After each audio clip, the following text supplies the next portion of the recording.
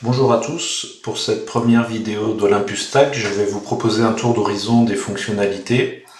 Alors on rentrera dans le détail de chaque fonctionnalité dans des vidéos ad hoc. Donc cette vidéo a vraiment pour objectif de présenter l'intégralité des grandes fonctions qu'on peut avoir dans la première version qui va sortir très prochainement. Donc on est à la date du 1er juin aujourd'hui. Et cette vidéo sera remise à jour en fonction des nouvelles fonctionnalités qui sortiront. Donc on arrive sur une interface ici qui s'appelle cloud.olps.io, une interface de login toute simple. Et donc là on arrive sur la page d'accueil de la solution. Donc sur la page d'accueil on va retrouver un certain nombre d'informations, comme par exemple ici le nombre de serveurs qui tournent, de VM qui tournent. Alors moi je n'ai pas activé le paiement des factures sur mon profil, mais ici vous avez en temps réel la charge du mois, le forecast, l'usage du mois dernier ici, et donc vous pouvez vous mettre des alertes et des triggers pour tous ces éléments financiers. Ensuite, on arrive sur les quotas. Donc, chaque compte pourra faire l'objet de quotas. Donc là, on a mis des quotas par défaut. Donc, on peut limiter le nombre d'instances, les capacités de CPU, de mémoire, de stockage primaire et secondaire, le nombre de templates, les snapshots, etc. Et sur cette partie-là, on va retrouver l'ensemble des événements, des notifications qu'on aura pu avoir en fonction du site. Donc là, sur la version qui est actuellement en place, nous n'avons qu'un seul data center actif, mais bien sûr, les prochaines releases se feront sur plusieurs autres data centers. Donc voilà, sur la page d'accueil, on va retrouver également des menus ici sur la partie profil. Donc on a plusieurs packs de langues à disposition. Donc pour le moment, on n'a pas encore le français, mais il va falloir qu'on le traduise. On a l'anglais, l'espagnol et le portugais. On a des éléments de profil ici, la capacité de changer son mot de passe, de demander un accès API, puisque cette interface aujourd'hui qu'on voit en mode web est activable via API, donc tout ce qu'on peut faire via du clic sur l'interface web est également disponible via l'API, avec une documentation qui est disponible ici. Donc là on peut choisir quel type de notification on peut recevoir et on peut demander à supprimer son compte. Donc voilà, c'était sur la partie profil. Donc on peut voir les activités. L'API info, c'est la documentation dont je parlais tout à l'heure. Les notifications, donc ça c'est vraiment une trace, un journal de tout ce qui s'est fait ou pas fait dans l'interface. Voilà, on peut voir s'il y a des erreurs, par exemple. Il y a un déploiement qui a été lancé avec une erreur dessus. Et on va retrouver aussi les notifications qu'on voit ici directement via la petite cloche. Donc on va pouvoir aller naviguer un petit peu dans les menus. Donc il y a différents moyens de développer et de déployer des ressources. Donc soit directement par ce petit bouton, et donc là on a l'intégralité des ressources déployables qui s'affichent en une seule vue, ou alors on peut y aller étape par étape via ce menu à gauche. Donc quand on clique sur le menu Compute, on va avoir accès aux instances, à la capacité de déployer des clusters Kubernetes, de pouvoir faire des volumes, de gérer les snapshots, de gérer les snapshots de VM, donc ça c'est une fonctionnalité qui n'est pas encore active, de gérer ses clés SSH, de faire des affinity groups, par exemple si on veut qu'on déploie deux VM, on souhaite qu'une VM soit sur le même hôte que la première, que la seconde, pardon. Donc là, on a la possibilité de regrouper les VM sur le même hôte pour des questions de performance, ou au contraire, si on veut éviter d'avoir les deux VM sur le même serveur physique, on peut créer des règles d'anti-affinité, donc on les verra rapidement tout à l'heure. Et on a aussi la capacité de mettre en place une solution assez simple d'autoscaling avec des critères, par exemple sur le CPU, la RAM, voilà, s'il y a une consommation au-delà de la limite mise en œuvre, automatiquement la solution va déployer des nouveaux fronts et les rajouter dans le load balancer par exemple. Bon, je vous propose de regarder rapidement ce qu'on a ici. Donc là on va avoir une vue sur l'intégralité des VM qu'on a en déploiement avec Le mode console également actif, donc on peut accéder ici à la VM via un mode console. Et quand on clique sur la VM, donc on va retrouver des menus un peu plus détaillés, donc avec l'adresse IP, on peut avoir son mot de passe, la consommation réseau, les différentes interfaces réseau qui sont configurées. On rentrera un peu plus dans le détail évidemment par la suite. Les disques, donc là on a un disque de 4 Go, c'est une petite machine. On peut attacher des images ISO, on peut réinstaller, on peut donc aller voir la console. On a des gabarits de VM qu'on peut modifier. Donc là, c'est une VM avec 4 vCPU et 8 Go de RAM, mais on peut très bien changer de type de gabarit. On a la capacité de gérer les snapshots du volume de stockage. Donc on peut déjà resizer le stockage, créer des snapshots, scheduler des snapshots. Donc là, c'est assez intéressant. Donc on choisit son time zone. Voilà, sur France, hop, Paris. Et on est capable de faire voilà, des snapshots et de les scheduler. Donc là, toutes les heures, tous les jours, tous les week-ends, enfin toutes les semaines, pardon, ou tous les mois. Donc ça, c'est une fonctionnalité qui est incluse. On peut rajouter des volumes ici. Là, on a accès à un petit menu sur la partie réseau de la VM. Donc là, on voit que la machine a une carte réseau qui est modélisée ici. On peut rajouter des cartes très simplement à partir de ce menu. On a les règles de firewall, donc là on a ouvert le port SSH, on a les règles de port forwarding de l'IP public vers l'IP privé, et on peut même avoir un load balancer qui viendrait au-dessus si on veut mettre en place plusieurs machines en load balancing. On a un petit élément de monitoring ici, donc on va se mettre sur 12 heures par exemple. Là, on va voir les performances de la machine, donc les items les plus significatifs, hein, donc le CPU, la consommation RAM. Au niveau disque, on a à la fois les I/O et les transferts read-write sur le disque, et la partie réseau in et out dans le load upload. On peut changer ici la métrique. Sur la partie Access Security, on peut rajouter sa clé SSH directement à partir de ce menu-là.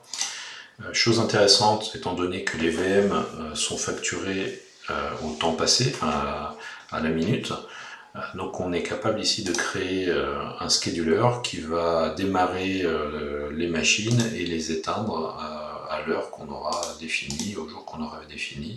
Voilà, donc il suffit de rajouter ce petit scheduler et ça permet de faire des économies sur les ressources et de pouvoir les éteindre automatiquement ou les allumer automatiquement le matin. On peut rajouter des petites notes si on le souhaite. Donc voilà, sur la partie instance, on a fait un tour rapide. La partie Kubernetes est encore en cours d'installation, donc elle n'est pas forcément fonctionnelle aujourd'hui.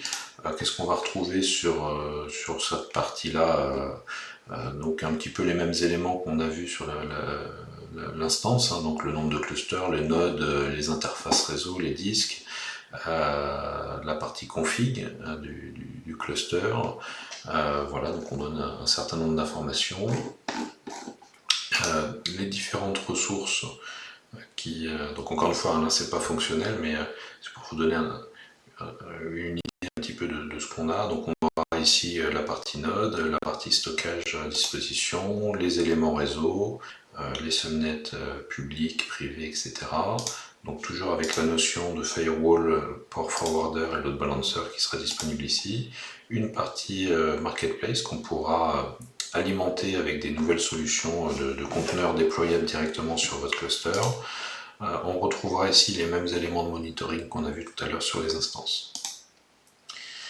Sur la partie volume, donc là on retrouve l'intégralité des volumes système. Donc pour ceux qui connaissent un petit peu Amazon, c'est l'équivalent des volumes EBS. Donc on voit les volumes créés, la VM sur laquelle est attaché le volume, et on a la capacité de faire des snapshots, ou même de pouvoir scheduler le snapshot à partir de ce menu. Également, si vous avez un volume au format QCO2, donc un format ouvert open source, vous pouvez l'uploader à partir de ce menu ici. Il se retrouvera donc dans cette interface et vous pouvez après ensuite le rattacher à une machine. Donc les snapshots, bon là j'en ai fait un par exemple d'un disque, hein, c'est la capacité de pouvoir revenir sur toutes les sauvegardes qu'on aura mises en œuvre. Par exemple, si on a planifié une sauvegarde tous les jours, on va retrouver cette sauvegarde ici avec la possibilité de faire du tri sur le volume concerné par le snapshot. Donc à partir de ce snapshot, on peut créer un volume, on peut créer un template, c'est-à-dire qu'on va pouvoir templatiser le snapshot pour recréer après un template de machine qui serait redéployable à l'infini au niveau de l'interface de déploiement. On a la capacité de restaurer le snapshot sur la machine, enfin sur le disque initial, et on peut le déliter. Donc VM Snapshot, je passe, ce n'est pas encore fonctionnel. La partie SSH, donc on retrouve les clés SSH ici à disposition, ce qui nous permet de nous loguer sur les différentes machines sans mot de passe. Les Affinity Group, je vous en parlais rapidement tout à l'heure, donc on choisit anti-affinité, affinité, etc. Et ensuite on peut activer ce groupe d'affinités à une liste de machines pour qu'elles puissent automatiquement être réparties sur les différentes machines du cluster. Et l'autoscaling, donc pareil, j'en parlais tout à l'heure, on choisit son réseau, son load balancer, je vous montre rapidement, et donc là on a la capacité de créer une ferme d'autoscaling avec différents critères de scale-up. Donc là, par exemple, on sélectionne la métrique, ça peut être les mégabits du réseau, la mémoire, etc., le CPU, plus de 80% par exemple, et là ça va déclencher le déploiement d'une nouvelle machine avec évidemment des limites, elles sont un petit peu en dessous, pardon. Donc les limites qu'on va retrouver ici, le minimum instance, maximum instance. Donc ça, encore une fois, pour ceux qui connaissent un petit peu Amazon, c'est assez similaire, mais avec une interface qui est plutôt simple à mettre en œuvre. Donc voilà sur la partie compute. Sur la partie network, on va retrouver des éléments classiques finalement, encore une fois, qu'on peut retrouver dans les cloud providers. Le basic network, c'est vraiment les réseaux à plat. On a la notion de VPC, alors là, qui va être intéressant parce qu'on va pouvoir créer son architecture réseau au sein de la plateforme, définir ses plans d'adressage, etc. Et de pouvoir après gérer tout le routage et tout le plan d'adressage IP de son réseau. Donc là voilà, un VPC, c'est des routeurs, c'est des subnets qui peuvent ou non avoir des IP publics, des static NAT. Là il n'y a pas de machine raccordée à celui-là. On a également la capacité de déployer ici des gateways VPN. Donc là, plutôt que de devoir installer des firewalls sur des VM et de devoir les gérer et de les manager, là c'est une solution qui est directement intégrée à la solution pour monter des tunnels IPsec assez simplement. Voilà, il suffit de rajouter les différentes informations ici, de sélectionner les réseaux et les VPC sur lesquels on va déployer la VPN Gateway, et celle-ci va nous permettre de nous raccorder à d'autres environnements chez le client ou dans le cloud public par exemple.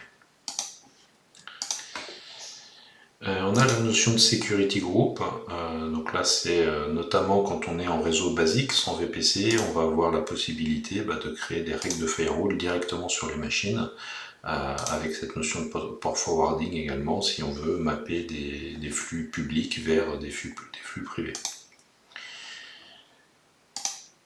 Donc là on va retrouver l'ensemble des adresses IP publiques qu'on va pouvoir soit demander par ce menu là puis attribuer aux machines, ou de toute façon directement quand on fait les déploiements, quand il y a un besoin d'adresse IP publique, ça va aller directement sélectionner et récupérer une adresse IP publique. Donc là on est en IPv4, on prévoit de pouvoir aussi proposer de l'IPv6. Alors l'IPv6 sera gratuite, l'IPv4 il y aura un coût par IP consommé. Et donc là c'est la partie load balancer, voilà, on peut créer un load balancer en sélectionnant le réseau qu'on souhaite mettre en œuvre avec différentes options. Voilà, des algorithmes de load balancing, soit par IP source, le list connection, round robin, enfin, voilà, des choses assez classiques. Le sticky session qu'on peut utiliser, notamment jusqu'au niveau 7 avec des cookies par exemple. Et on peut ensuite rattacher des instances directement ici. On arrive sur la marketplace. Alors pour le moment elle est un peu vide parce qu'on va retrouver les OS assez classiques, hein, Ubuntu, Debian, on est en train de travailler aussi sur la partie Windows. Au fur et à mesure, on va pouvoir dans cette marketplace ajouter un certain nombre d'applications as a service. C'est des VM toutes préconfigurées qui incluront des logiciels en plus de l'OS et qui seront mises à votre disposition au travers de ce menu. Et donc une fois qu'on aura ces éléments, ça apparaîtra comme une vignette ici, puis on pourra très simplement lancer le déploiement un peu comme une machine virtuelle standard. Donc voilà sur la partie application. Ici on a une interface de support, donc là avec la possibilité de créer des tickets de support sur l'interface directement. Donc voilà, là j'ai fait quelques exemples avec des bugs qu'on est encore en train de traquer sur cette version bêta. Et donc vous allez avoir un suivi directement. Donc ça c'est un élément important, surtout pendant la phase bêta, de bien ouvrir les tickets via cette interface, ce qui nous permet de pouvoir suivre et de pouvoir aussi vous répondre, vous donner de la visibilité sur les éléments. Là c'est les éléments de profil parce qu'on est en capacité de créer des entreprises, des organisations avec des profils, des utilisateurs qui peuvent être attachés à cette organisation, ce qui vous permet pour une entreprise de pouvoir créer des comptes à vos administrateurs, aux utilisateurs de la solution et de les isoler au niveau de votre domaine. Donc là moi je suis admin de ce domaine et je peux rajouter très simplement des utilisateurs ici. Donc on rajoute les informations, notamment l'adresse email, et la personne va recevoir une invitation par mail avec l'ensemble des informations. Sur le Help Center, on a prévu d'y déposer toutes les docs, potentiellement aussi des liens vers ce type de vidéo. Et enfin, dernier élément, c'est le changelog. On va faire apparaître ici l'ensemble des grandes modifications qu'on va mettre en œuvre. Donc là c'était l'alpha qu'on est en train de tester, là je parlais justement de K8S et la notion de VPC peering, et donc au fur et à mesure de l'évolution de la solution, vous verrez dans le changelog toutes les mises à jour de fonctionnalités. Et dernier petit point, je ne l'ai pas précisé ici, mais on a cette capacité de prévenir des maintenances, donc un élément toujours à aller regarder. Donc là on en a mis une pour un test. Donc sur cet item là, on va pouvoir prévenir tous les utilisateurs de la plateforme des différentes maintenances qui seront prévues. Donc voilà, c'est fini pour ce tour rapide, j'espère que ça vous aura plu. N'hésitez pas à nous solliciter si vous avez des questions, et évidemment donc la plateforme encore en bêta sera updaté au fur et à mesure des différents tests qu'on pourra faire et surtout des bugs qu'on va nous remonter. Donc on prévoit un lancement de la version bêta courant juin, normalement mi-juin, donc ça ne devrait pas tarder. Donc merci à tous.